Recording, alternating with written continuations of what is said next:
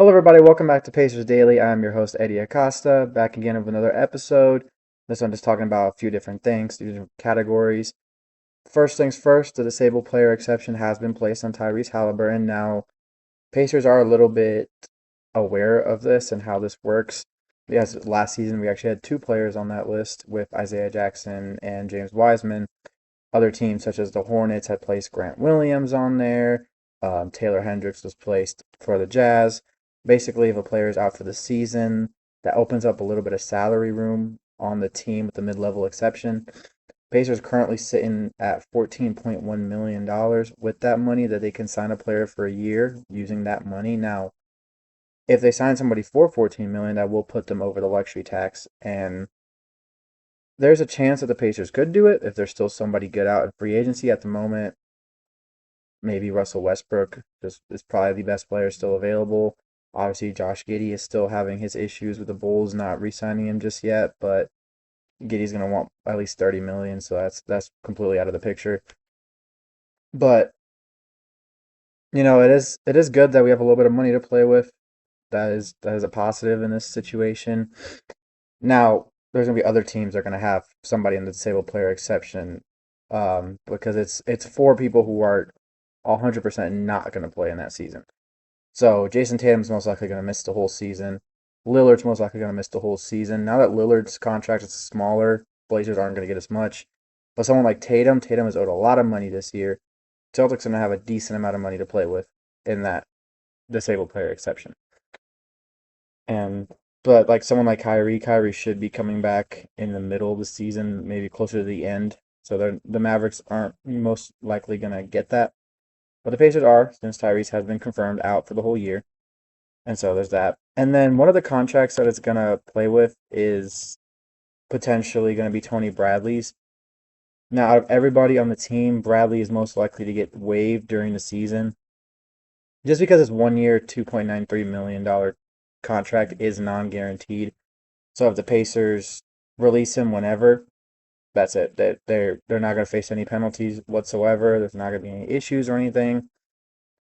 So keep a lookout because the Pacers do have 15 players on the roster through training camp, and the main player to look at to be waived would be Tony Bradley, just because most contracts are the team on guaranteed, or there's going to be a huge price if anyone else gets released, which I don't see anyone else getting released other than Wiseman's another player that we might look at, but just because his contract is guaranteed, then we sit back and wait to see. But at the moment, looks like we're running with this. Obviously, I already talked about the disabled player exception that we do have, and that we do have some money. Now we can turn that into a trade. I don't know who the Pacers are going to want to look for, so I'm going to keep monitoring that.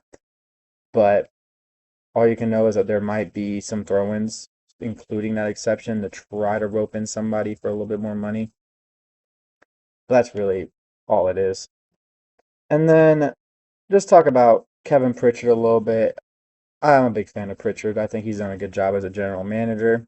I don't think Indiana in general, whether it's the NBA, the NFL, the WNBA, just any really sports in general, Indiana's never been a big spender just because we are a small market. Now, I think Indiana can progress into a big market in sports, but just the way that everything is managed in Indiana sports. Now the Fever this year, I mean, they brought in Tasha Howard, they brought in Sydney Colson, they brought in Breonna Turner, drafted Michaela Timpson, brought in Sophie Cunningham. They were more active in the offseason rather than the Pacers, who haven't been crazy active. I mean, brought in Jay Huff, re-signed a bunch of players. So there's that. But the Pacers have never been known to be huge spenders on free agency. They have been known to make trades here and there. They have been known to bring in players here and there.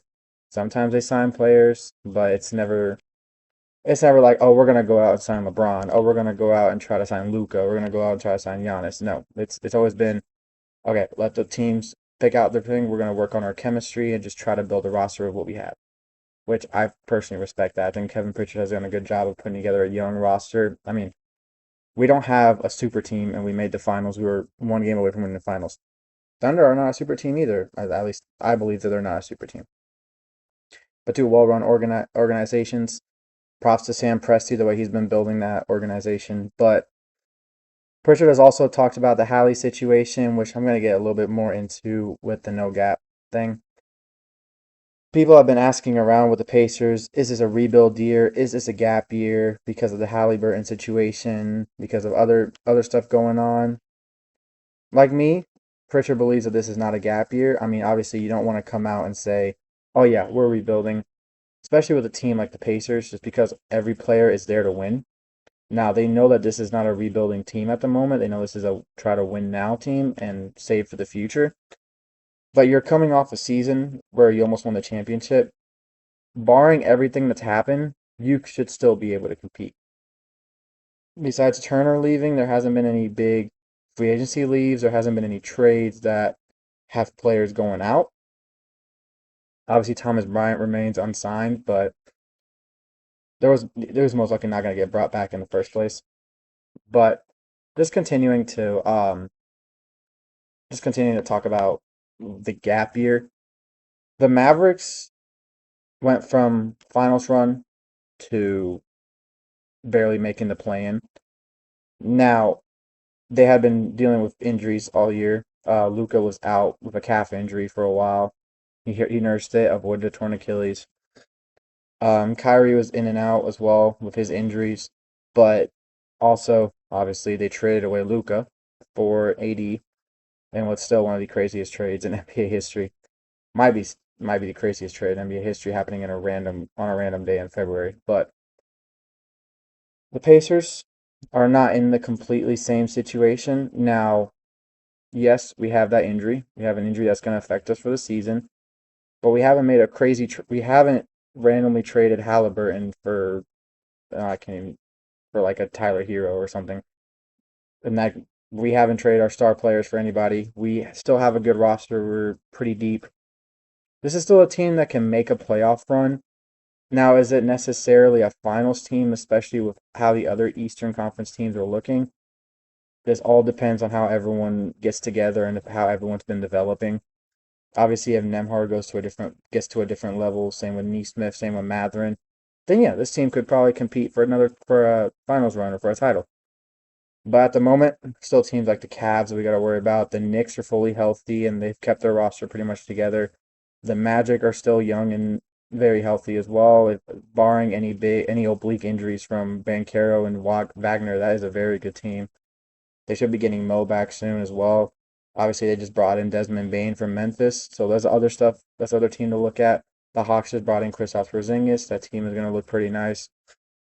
Celtics and the Pacers, everyone's going to think they're going to be kind of mid-tier, low-tier. Raptors are a team that everyone thinks could jump up with Brandon Ingram coming back, making his debut. They also haven't really messed around with their roster too much as well. But, I still think that it's important to just keep competing. Obviously, if you get to a point where it's like, oh, the season's kind of just struggling, just don't blow it up. Just try to play your game, and just throughout the season, just kind of figure out how everything's going. If you got to change the rotation, change the rotation. Make some trades. If you can bring in some good players that can function for the future as well, do that and try not to mess up the young core either. But as always, I'm your host, Hery Acosta. This is Pacers Daily. Boom, baby, go Surge.